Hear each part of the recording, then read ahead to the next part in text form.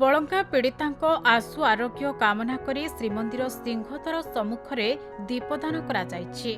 जिला बीजेपी पक्षरु पीड़ितार सुस्थता कामना करी महाप्रभुंक उद्देश्य एही दीपदान करा जायछि।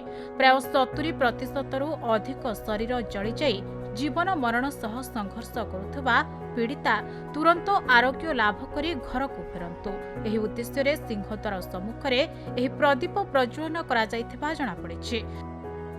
वर्तमान पीड़िता दिल्ली एम्स रे चिकित्साधीन अवस्था रही। मुख्यमंत्री एभली संवेदनशील घटना हस्तक्षेप करी पीड़ितार अधिक चिकित्सा पाई एयरलिफ्ट जोगे दिल्ली को पठाइथिबारु जिला बीजेपी मुख्यमंत्री को कृतज्ञता ज्ञापन करिसेंते। एही दीपदान कार्यक्रम रे पुरी जिला सभापति देवेंद्र तराई, पूर्वतन पुरी विधायक जयंत षडंगी समेत जिला बीजेपी अनेक सदस्य उपस्थित थिले। बलंगा पीड़ितार जो आहत होकर आमर ओडिशा रे चिकित्सित होउथिले, तेणु तार अधिक चिकित्सा निमंते माननीय मुख्यमंत्री से एयरलिफ्ट करिसंती दिल्ली को। तेणु दिल्ली रे तार चिकित्सा चली।